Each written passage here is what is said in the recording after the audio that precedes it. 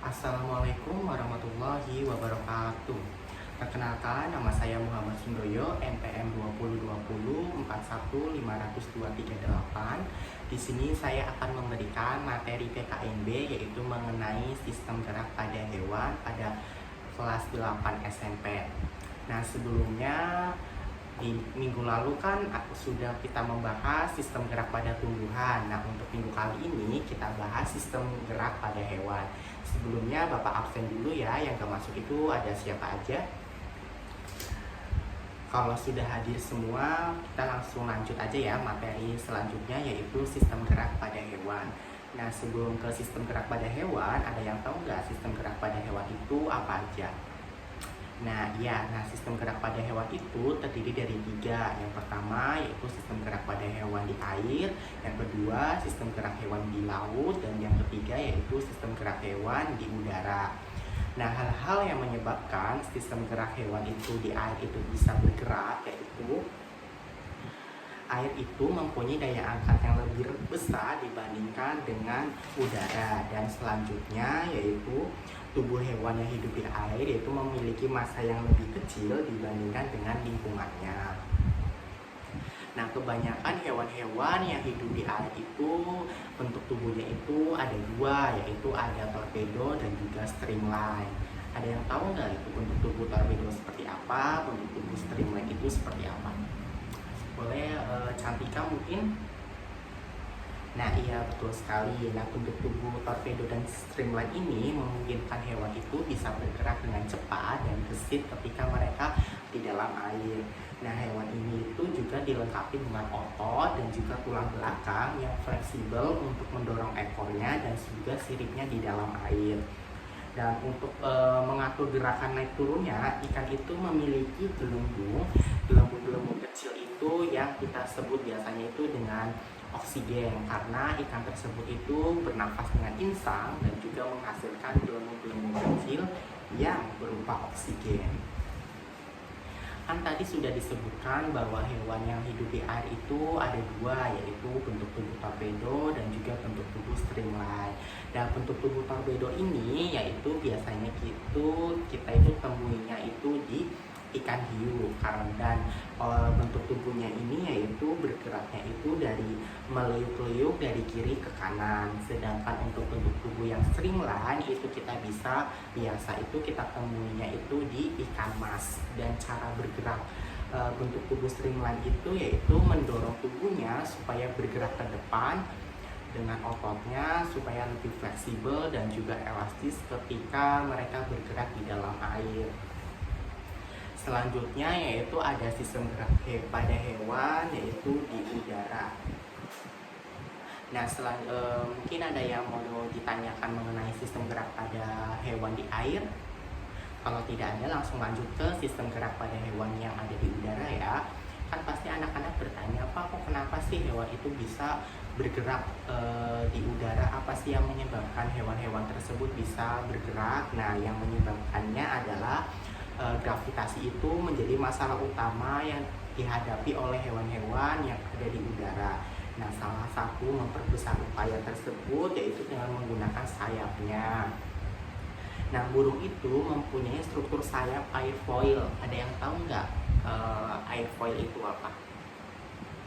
Mungkin si Dimas barangkali tahu airfoil itu apa. Nah, airfoil itu artinya yaitu bentuk sayap yang melengkung sehingga udara yang mengalir pada bagian atas sayap itu lebih besar dibandingkan bagian sayap di bawahnya, sehingga mereka itu mempunyai gerakan yang lebih cepat mengepak-kepakkan sayapnya ketika mereka bergerak di dalam udara, dan hal ini yaitu mendorong untuk efektivitas pergerakan pada burung tersebut. Jadi hewan pada burung itu mempunyai airfoil yang artinya yaitu bagian udara di atas sayap lebih besar dibandingkan bagian di bawah sayapnya, yaitu fungsinya untuk mereka itu lebih cepat dan lebih menangkap udaranya untuk lebih fleksibel ketika mereka bergerak di dalam udara. Selanjutnya yaitu gerak hewan pada di darat. Nah, kalau kita kan sudah banyak tahu ya bahwa hewan-hewan tersebut itu bergeraknya menggunakan apa ketika di darat. Nah, hewan-hewan tersebut yaitu geraknya itu memiliki otot dan juga tulang yang sangat kuat. Nah, hal ini menjadikan dasar yang sangat penting ketika hewan tersebut bisa bergerak di darat. Hal ini memerlukan untuk menghindari inersia. Ada yang tahu nggak inersia itu apa? Kata-kata baru lagi kan, inersia. Nah, inersia itu yaitu kecenderungan tubuh untuk diam dan juga menyimpan energi pegas atau elastisitas ketika melakukan berbagai kegiatan dan juga aktivitas. Jadi hewan yang geraknya itu di darat itu ada dua, yaitu ada mempunyai sifat inersia, yaitu mempunyai kecenderungan tubuh untuk diam, dan yang satunya lagi yaitu menyimpan energi pegas atau elastisitas, sehingga ketika mereka melakukan aktivitas dan juga pergerakan di darat mereka tidak akan terganggu.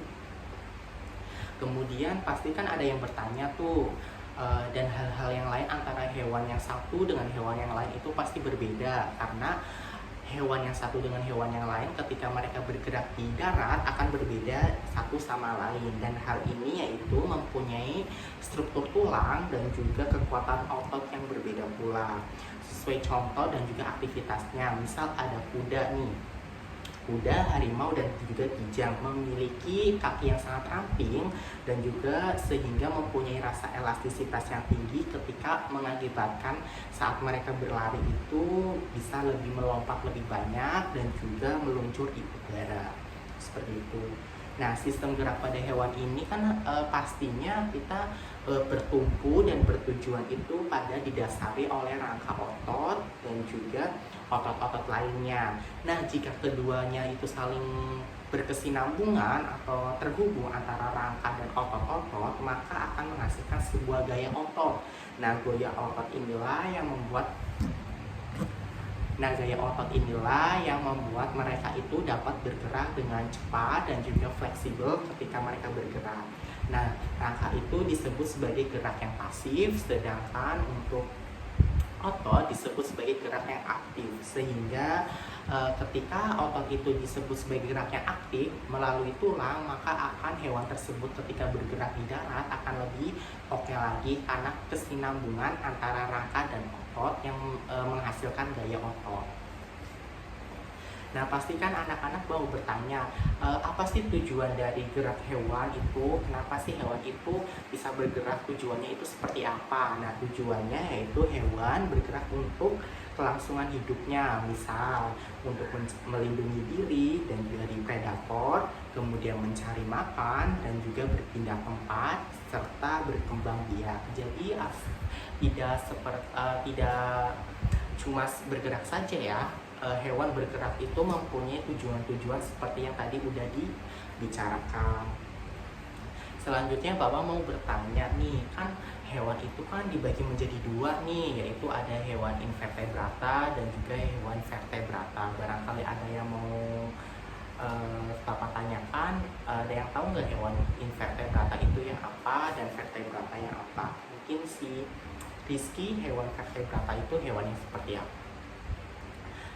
Ya, hewan vertebrata itu adalah hewan yang memiliki tulang belakang.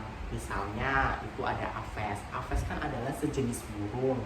Nah, hewan aves ini yaitu sejenis salah satu hewan vertebrata yang berdarah panas. Nah, aves ini bergeraknya itu mengepakkan sayapnya ke atas ke bawah, sehingga otot-otot yang digunakannya itu bisa mengendalikan burung tersebut ketika mereka bergerak di udara. Kemudian ada amfibi.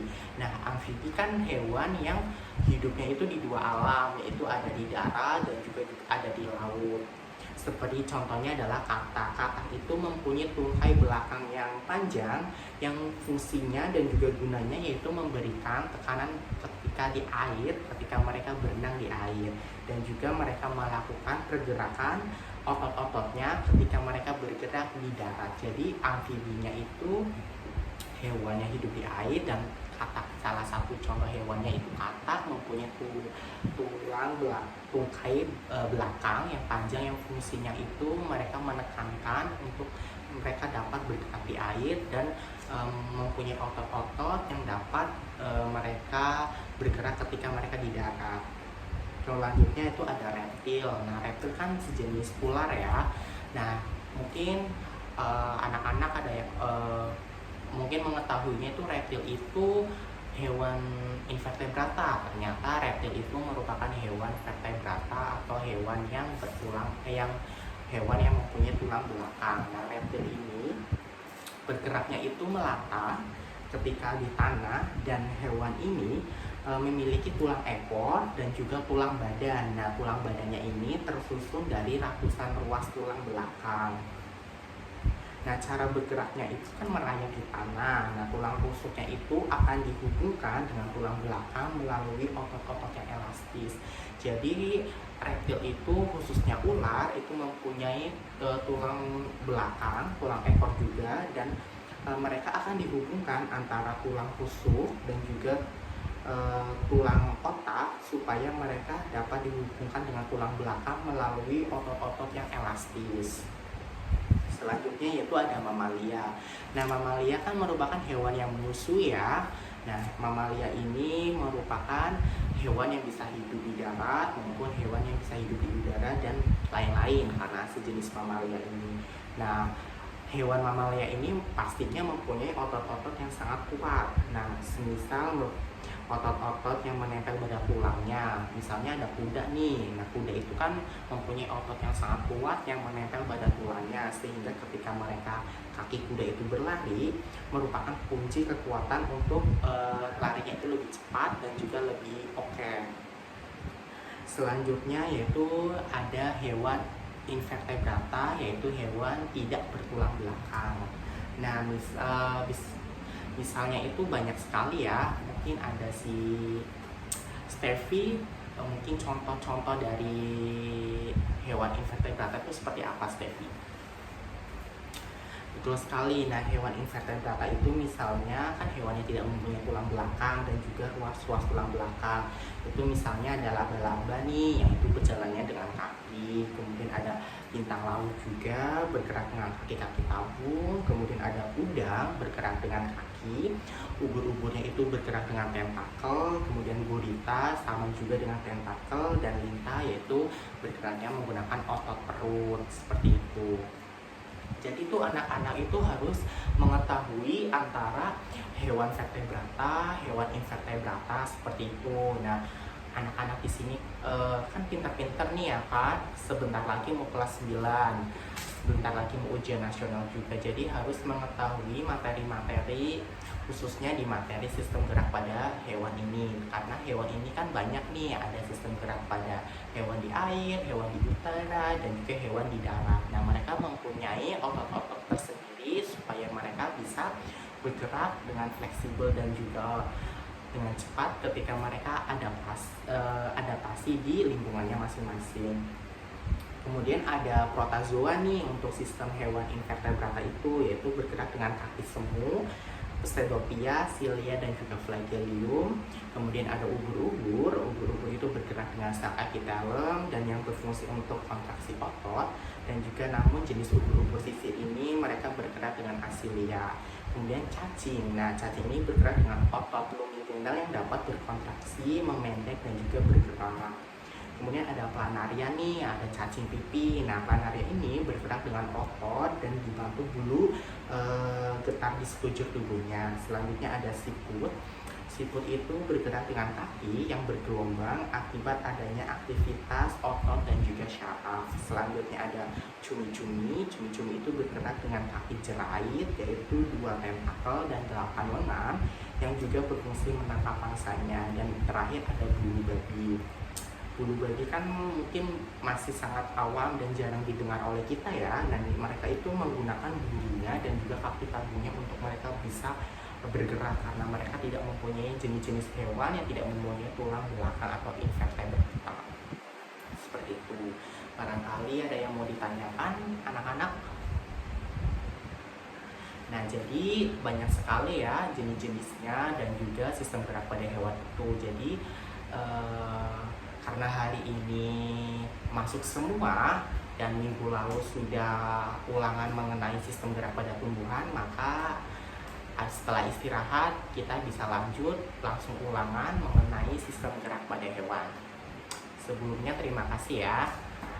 Istirahat dulu, nanti habis istirahat makan siang kita masuk lagi langsung ulangan sistem gerak pada hewan. Mungkin ulangannya tidak begitu berat, cuma kasih kuis sedikit karena minggu depan baru ulangan yang beneran, supaya anak-anak kan kalian semua kan bisa belajar lebih dalam lagi nih mengenai sistem gerak pada hewan itu apa saja dan bagaimana cara kita mengetahui otot-otot yang mereka punya ketika mereka bergerak. Terima kasih.